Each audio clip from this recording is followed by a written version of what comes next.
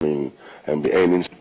All right. Let's move to the next. Let's move to the infraction management issue: failure to declare assets and liabilities.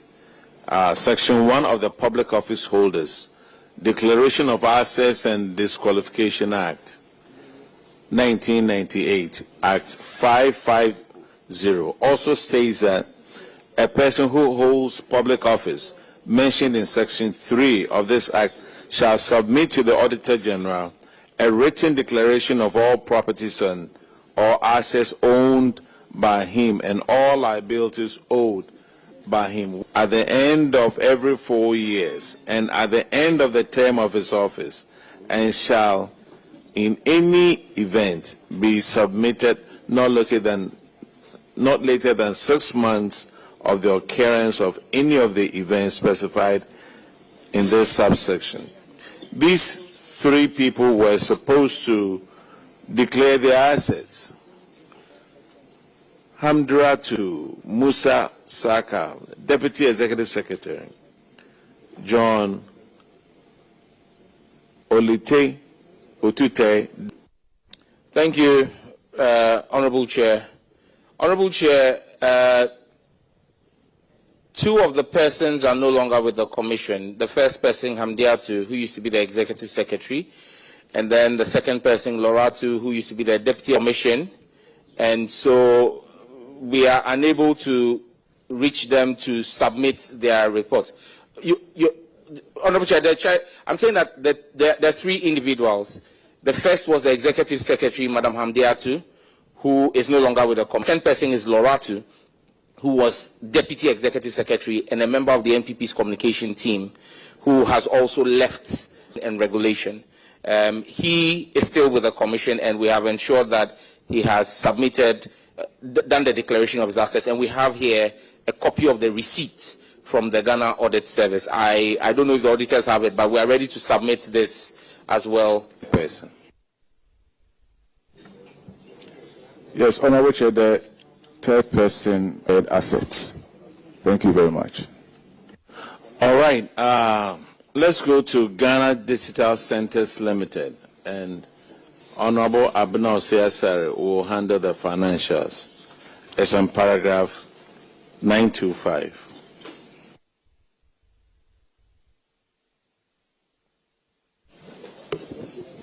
Okay, so this is the fence.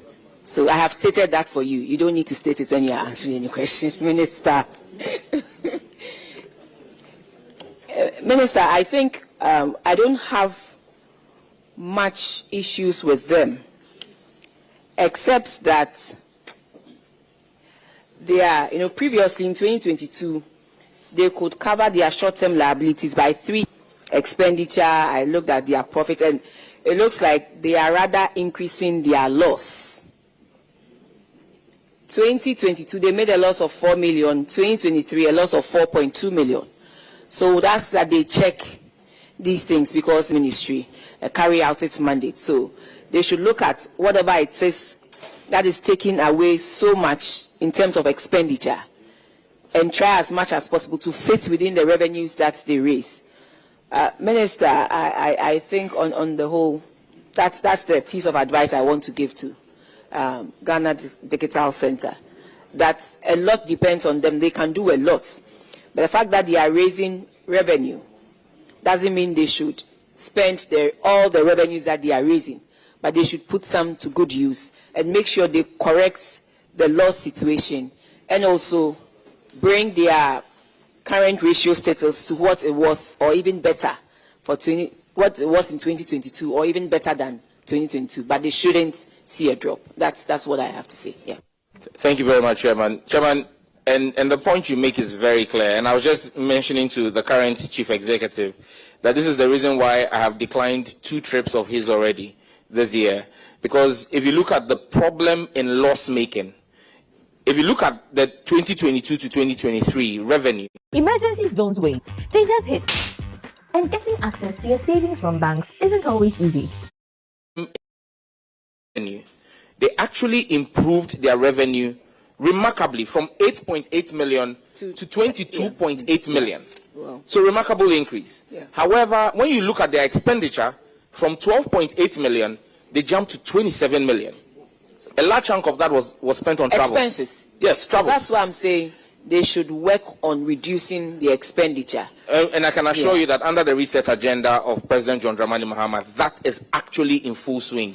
We've cut down a number of travels from the agency to ensure that places where, when the GDCL, for example, Miss Geek, Ghana, we had a representative who was supposed to be in Rwanda. As well, I'm sure you would have seen a video of myself supporting kids from my Redeemer School in Geneva, where Ghana placed third in a robotic thing. That was supported by GDCL. Previously, you would have had 6 or 7 people from GDCL escorting one person. Now, what we've done is, it's only one person. In Geneva, it was only the chief executive. In Rwanda, it was only the deputy chief executive. So prudent management of taxpayers' money is what will help us improve our ratio back to where it ought to be under the reset agenda. Thank you. That it will reflect in the 2025 audit. Thank you, Chair. This infraction has to do with outstanding rent. 7 tenants owed you rent, totaling an amount of 180,421.99 as at 31st December 2023. This has affected your operations in a way.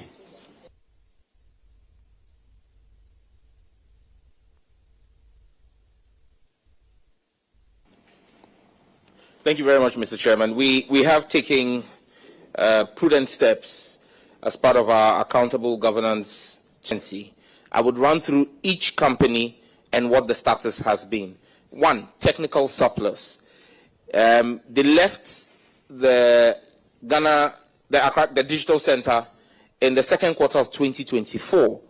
They had an outstanding debt of the debts. The company is unresponsive, and so we are LC.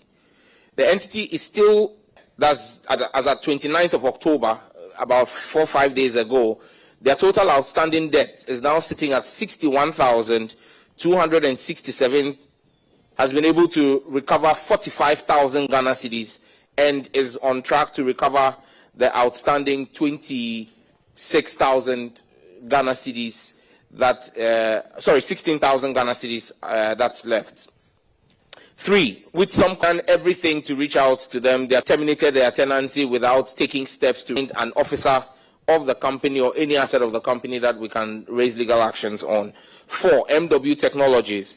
The debts for begin legal action against them. Old debt has been, management is working with them to get that payment for this year. 6 is Kudigo Limited. Current outstanding debt is 54,578 cedi 16 pesos.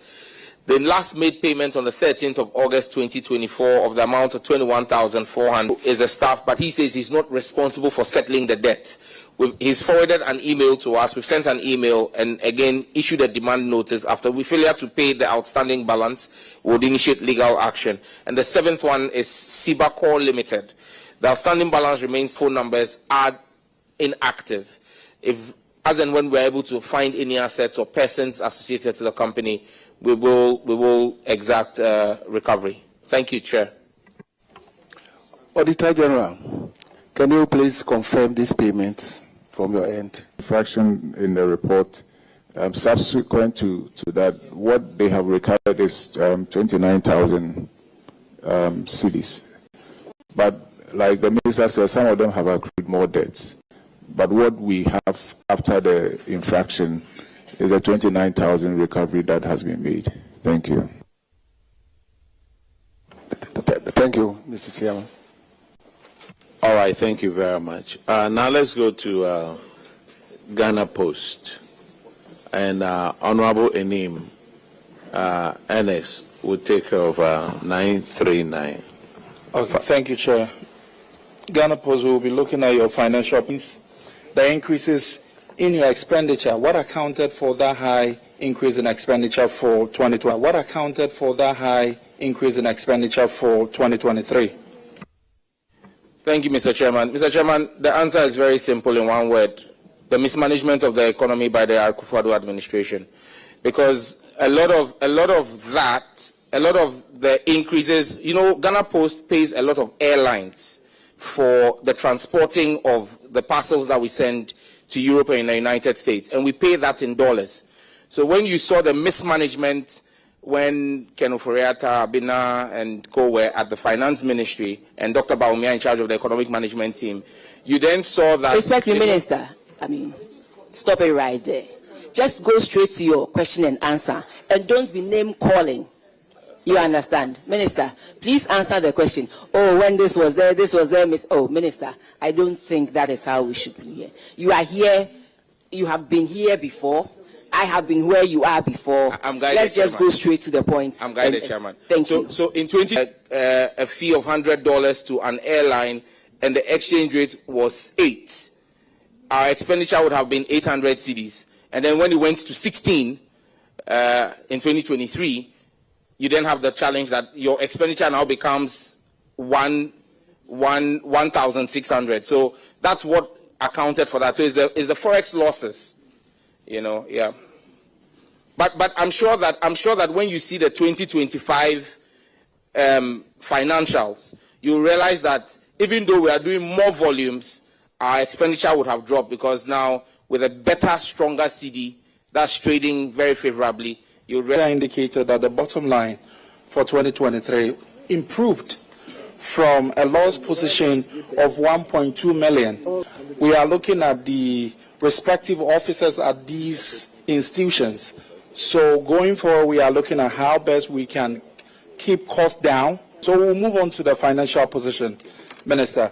I can see that they improved slightly on their ratios, but then it's still not enough to be able to meet their short-term liabilities. So I would encourage that going forward, we pay attention to some of these things, so at least we don't get into situations like this. Thank you, Chair. We are guided, Chair, and I can assure you that, you see, 2022 as well, in all fairness to the previous administration, was also a recovery period. So the revenues were now picking up again, because in 2021, don't forget there was COVID.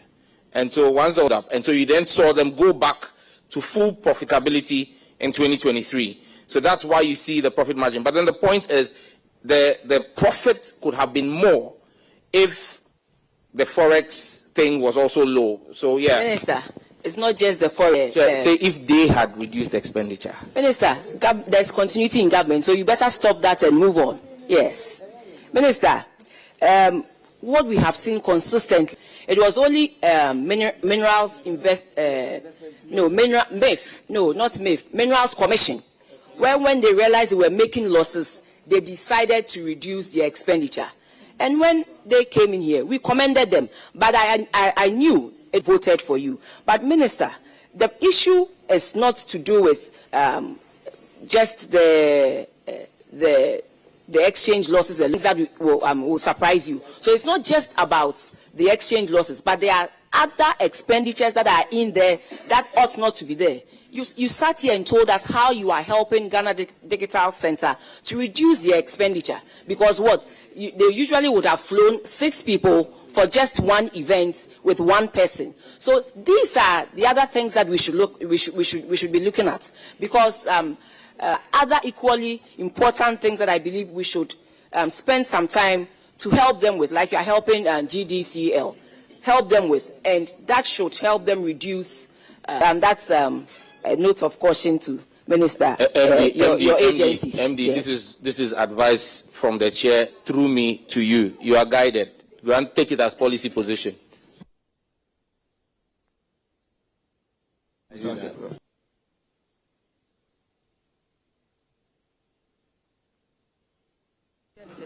All right. Let's go to the infractions. Unretired impress of 59,877. Have we retired this impress? Has been retired and submitted to the Auditor Generals for verification in May 2025. Auditors, could you confirm, please? Honorable Chair, we can confirm that the impress has been retired. Thank you. Thank you. The next infraction is on paragraph 953, and Honorable Akwesi Kunedu will handle that one.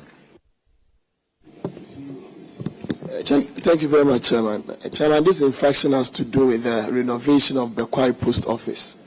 And the auditors found that 4,740 and submitted during his meeting on the 16th of November 2024, and that has been submitted to the Auditor General for verification.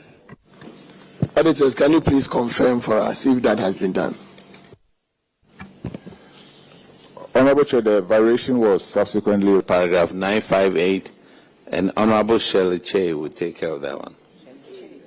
Thank you. This is to do with Procurement Financial Management Act 2016 to maintain good governance and management practices. The Public Procurement Authority reference letter PPA CEO 10/2491/23 made it mandatory for covered entities and state-owned enterprises to use the Ghana electronic procurement systems for all governments in transactions totaling over 7 million Ghana cedis. Thank you very much, Mr. Chair. Mr. Chair, the Ghana Post operates in a very competitive area, and for that reason, we have in our hands here evidence of exemption by the Public Procurement Authority from us using the GANEPS for procurement. I have in my hand here a letter, and let me just read paragraph 4. Approval is hereby conveyed for the exclusion of Ghana Post Company Limited from applying the public procurement procedures in its operation, subject here, dated Wednesday, 9th July 2025, the Gazette of that exemption. So, because we have that exemption, they will not be running their procurement through GANEPS. Thank you. That information. Sorry, a copy has been shared with the Auditor General.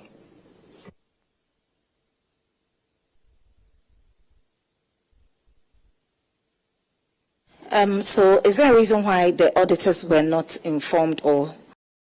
So it's not the Wild West where procurements are just happening in any way. No. There's a specialized manual because, like I said, they operate against, the Ghana Post is operating against all the private courier companies that you see in the country. They don't, if Ghana Post was bidding, for example, the passport job, they went into that as a competitive bid with all the private entities who went in there. It would then mean that they will have to go through PPA and get commencement authorization and all the things that we're talking about today. That's why the PPA, in its wisdom, developed its procurement manual for it. And so it's not as though it's a murky ground where there's no transparency. It's guided by the PPA's own procedure. And the board ratifies, yes.